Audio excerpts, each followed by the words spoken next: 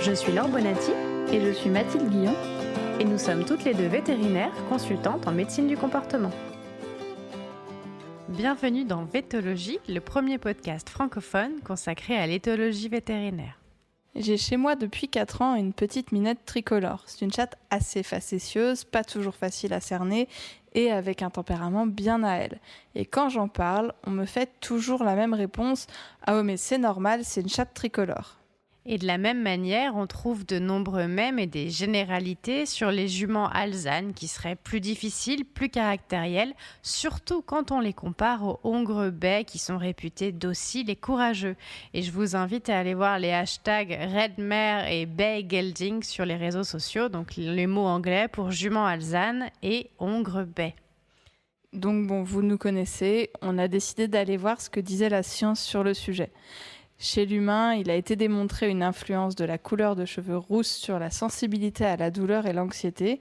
Donc il y a peut-être un fond de vérité à ces généralités sur les couleurs d'animaux également. Oui Mathilde, et d'ailleurs quand on fait une recherche avec les mots-clés Coat Color Behavior, on tombe sur de nombreux résultats concernant plein d'espèces différentes. Le sujet n'est donc pas nouveau et il a été largement exploré.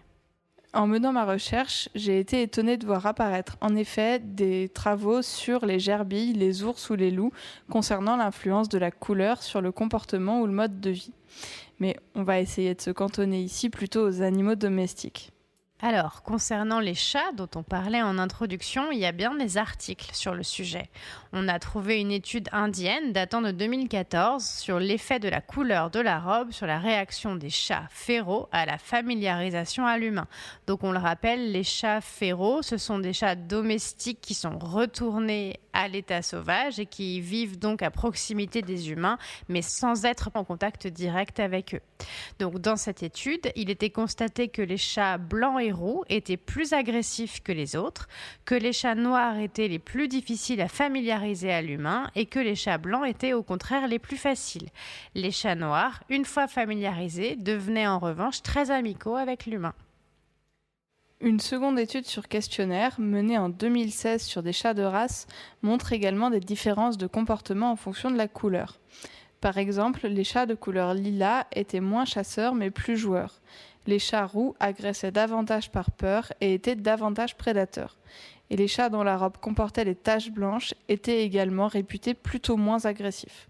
Mais on peut quand même noter que dans cette étude, l'effet de la race était beaucoup plus important que l'effet de la couleur.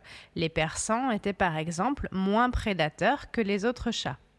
Et pour répondre à la remarque soulevée dans l'introduction, oui, il y a bien une étude qui parle des chattes tricolores. Alors d'abord, il faut dire que génétiquement, les chattes tricolores, elles sont porteuses du gène roux. Donc il n'est pas impossible que ce que nous avons dit sur les chats roux s'applique aussi à ces chattes. Mais une autre étude sur questionnaire, menée en 2016 également, confirme que ces chattes, qu'elles soient tricolores d'ailleurs ou écailles de tortue, sont en effet plus agressives. La même étude évoque que les chats gris et blancs ou noirs et blancs sont également plus agressifs, ce qui est en contradiction avec les résultats de l'étude qu'on a citée précédemment. Les agressions concernent les interactions du quotidien et les manipulations par le propriétaire ou le vétérinaire. Bref, le sujet reste à creuser. En tout cas, la couleur du poil induit visiblement des différences de tempérament. Chez le cheval, une étude également sur questionnaire a été menée en 2016 et elle a montré qu'il y a bien des différences entre les chevaux bais et les alezans. Les alezans étaient plus susceptibles d'approcher un objet ou un cheval non familier. L'étude conclut que la sélection de chevaux alezans a peut-être involontairement modifié leur capacité d'interaction avec l'environnement. Une autre étude menée uniquement sur des Tennessee Walking Horse met en évidence que les juments noires sont plus indépendantes que les juments bais. Mais bien sûr, on peut difficilement extrapoler ce résultat à l'ensemble de la population des chevaux. Par contre, ce qu'il y a de particulièrement intéressant dans l'étude que vient de citer Mathilde, c'est qu'ils vont aller chercher ce qui se passe à l'échelle moléculaire pour que des différences de comportement soient effectivement observées. On va essayer de simplifier, mais en fait, il est question de l'action d'une protéine, l'alpha-MSH. Et lorsque l'alpha-MSH est modifié, par l'effet des mutations génétiques donc, elle modifie la réponse au stress par des changements dans sa liaison à différents récepteurs. Il a été constaté que ces mutations avaient un effet sur la taille des glandes surrénales, qui sont les glandes responsables de la réponse au stress. Et des modifications des circuits de la dopamine, le neurotransmetteur responsable de la recherche de la récompense, sont également constatées chez les individus dont l'alpha-MSH est modifié. Ça va influencer les comportements sociaux ou les comportements alimentaires. Un constat similaire a d'ailleurs été fait chez le chien, plus précisément chez le cocker. Dans une étude datant de 1997, il a été remarqué que les cockers de couleur unie étaient plus agressifs. Et une seconde étude de 2006 montre que ce sont plus précisément les cockers de couleur golden, donc les cockers roux, qui sont les plus agressifs, suivis par les cockers noirs et enfin par les cockers bicolores. Il n'y a, à notre connaissance, malheureusement pas d'autres études faites sur le sujet chez le chien. Et il faut dire que c'est une espèce avec une très grande variabilité de robes et surtout que l'effet de la race sur le tempérament est beaucoup plus étudié et beaucoup mieux connu. En tout cas, il y a bien un effet de la couleur sur le tempérament et ce dans de nombreuses espèces. Et c'est pas étonnant. 2 des gènes responsables de la couleur du pelage, qui sont les gènes MC1R et ASIP, donc ASIP, sont des gènes très conservés au sein des vertébrés. Ça veut dire qu'on les retrouve en fait dans de nombreuses espèces de vertébrés sous des formes assez similaires. En revanche, les espèces domestiques possèdent souvent de grandes variations de couleur de pelage. Et ça, on sait que c'est une conséquence directe de la sélection artificielle par l'humain. Oui, Laure, ce phénomène a été constaté dans les années 60 lorsqu'un chercheur, Dimitri Belaïev, a évalué l'effet de la sélection sur des renards argentés. Il a prélevé 10% des renards en fonction de leur familiarité à l'humain, et ce sur plusieurs générations. Il a bien sûr constaté que la familiarité à l'humain augmentait avec le temps, mais aussi et surtout que la couleur du pelage changeait, avec notamment un constat d'apparition de taches blanches sur le pelage des renards. Et ça nous rappelle l'effet des taches blanches sur le comportement des chats, même si les études se contredisent sur le sujet.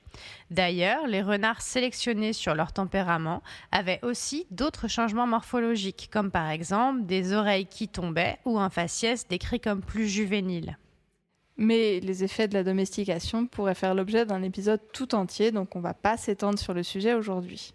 Ce qu'on peut retenir de l'épisode qu'on vient de faire, c'est que certains mythes sur l'effet de la couleur sur le comportement sont peut-être fondés et que des explications se retrouvent même à l'échelle moléculaire. Mais attention, ça ne veut pas dire pour autant qu'il ne faut pas négliger l'effet de la race, qui est probablement bien plus important chez le chien par exemple.